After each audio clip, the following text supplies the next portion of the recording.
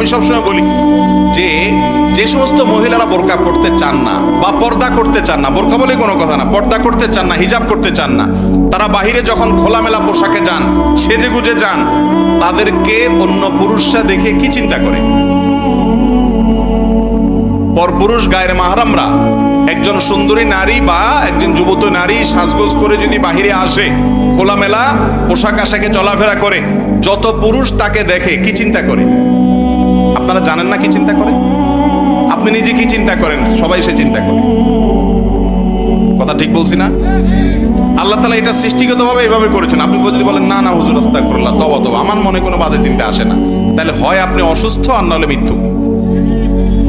হয় আপনার ডাক্তার দেখানো দরকার, আপনার শরীরে সমস্যা আছে, আর না হয় আপনি মৃত্যু। 3 নম্বরটা হওয়ার কোনো সম্ভাবনা নাই।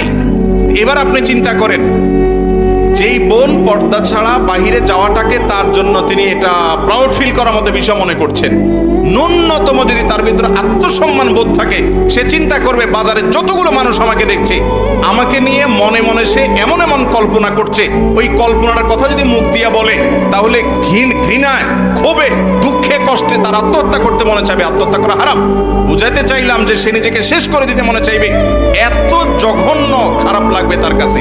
অথচ সেই মানুষটাই যখন দেখে বলে আপা অনেক সুন্দর লাগছে, ভাবি অনেক সুন্দর লাগছে, ওই মহিলা মিটমিট করে হেসে ওইটাকে অ্যাপ্রিসিয়েট নিচ্ছে, সেটাকে গ্রহণ করছে, সে জানে না যে ওই সুন্দর লাগা কথা যে বলছে তার মনে বাজে কল্পনা আসবে, যদি কখনো না আসে, হতে পারে।